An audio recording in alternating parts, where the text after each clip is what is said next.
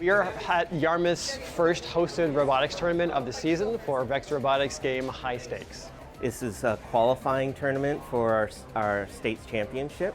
We have 42 teams here from as far away as Bangor. It's the biggest tournament so far this year. Biggest one we've ever held. We're at the Yarmouth Elementary School, which is a fantastic pivot on the part of Jay Harrington and our facilities crew and our volunteers because the middle school is having electricity issues. The kids compete. The first half of the competition is random pairings. It's a 2v2 competition. And they get randomly paired and get ranked based on their wins and losses throughout the day. And then based on their ranking, for the second half of the day, they have elimination brackets. And the highest ranked teams get to choose their partners for all the elimination matches. Our robot's doing better than it was last times. We've got our conveyor belt over here that should grab the rings up and then drop them on the mobile goals. Right now it isn't working great, but we're gonna add more wheels over here for an intake, and then it's gonna put them up. This year the challenge is called High Stakes, and they're these 7-inch blue and red rings that teams have to pick up and place on poles with a little cap on top that they're calling stakes. There's 5 that are movable that the teams can control, and then there's 4 around the perimeter of the field that are a little bit higher, and then there's one little one at the top of the ladder, and their task is to pick up those rings and put them on the stakes, and then climb the ladder and ultimately put one on top of the ladder. Haven't seen anyone do that yet. Probably won't until Worlds. We try to get rings onto these mobile goals or wall stakes, and the rings are worth a certain number of points.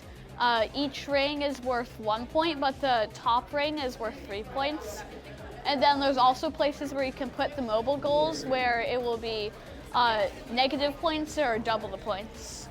One of the best STEM opportunities you can have, and that's the opportunity to learn a competition, what the rules are, and from those rules, design a solution to meet that challenge, where the students are fully in charge of what it looks like, how it performs, how they build it, how they program it, how they drive it, how they use it, and more importantly, how they interact with other teams to coordinate what they're going to do on the field against their opponents. One, we gain a lot of just knowledge of how to build stuff like this.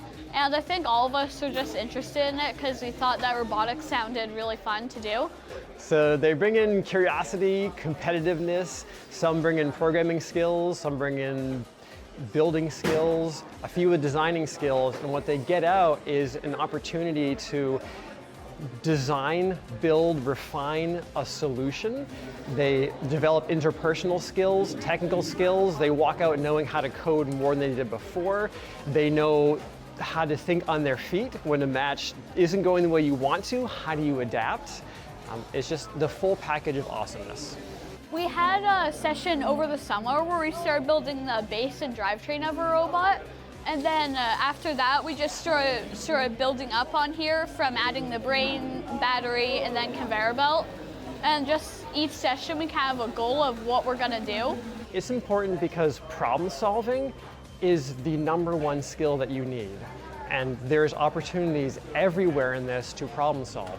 And no matter whether you ever design a robot or program anything in the rest of your future, you will have to solve problems. And every day, every competition, you're just bathed in opportunities to problem solve, which means you develop critical thinking skills, interpersonal skills, how to deal with high pressure situations, know yourself better, and become the best version of you can. One thing I really like about this, the competition, is that they build networking skills, teamwork skills. They have to really learn how to conduct themselves in a way that's appealing to judges and appealing to their peers, because at the halfway point, they have to make connections and hopefully get chosen by a team better than them, so they'll have more success in the elimination rounds. Some bring in programming skills, some bring in building skills, a few with designing skills, and what they get out is an opportunity to design, build, refine a solution. They develop interpersonal skills, technical skills. They walk out knowing how to code more than they did before. They know how to think on their feet when a match isn't going the way you want to. How do you adapt? So many of the skills are transferable to, not just engineering professions, but those more soft skills, if you will, that I just talked about are, applicable to pretty much any job. I'm a coach of the high school team, so about 15 years ago, based on my experiences, I started the Vector Robotics program in Yarmouth. And as a result of that, I had a student who was so inspired that he started the middle school team, which eventually Jay Harrington took over. And so we've been doing Vector Robotics for over a decade. We take a huge spectrum of kids. Some kids have come to actually some of my summer camps, or have had some experience with Lego robotics, or other coding and stuff. Some kids, it's their first time in the room, and they're really learning on the go. So some students come having some STEM background. They have some engineering, some building, some coding, some design, and the gamers are usually very good drivers. So most events in Maine are what are called blended events. So that involves both middle and high school. And so you can be anywhere from 6th grade to 8th grade to compete on a middle school team, and high school is 9th through 12th. We do blended competitions. So I think we have 16 middle school teams, so grades 6 through 8, and then 26 high school teams, 9 to 12. And they play mixed, so there's sometimes when a team of seniors is playing against a team of 6th graders. And sometimes I'm a middle school coach, and sometimes that can be challenging competitively for my kids who are just learning, when there's kids who have had 7 years of experience competing and they're trying to compete against them. But I think that there's also really great lessons that are learned by seeing a really high level of engineering and design, and it's just so cool if you have a chance to go into the pits, check it out, how those older kids take on a mentorship role with the younger ones. My brother did it last year, or the year before I did it, and I just thought, that sounds really cool. I want to be able to drive it and work on the robots.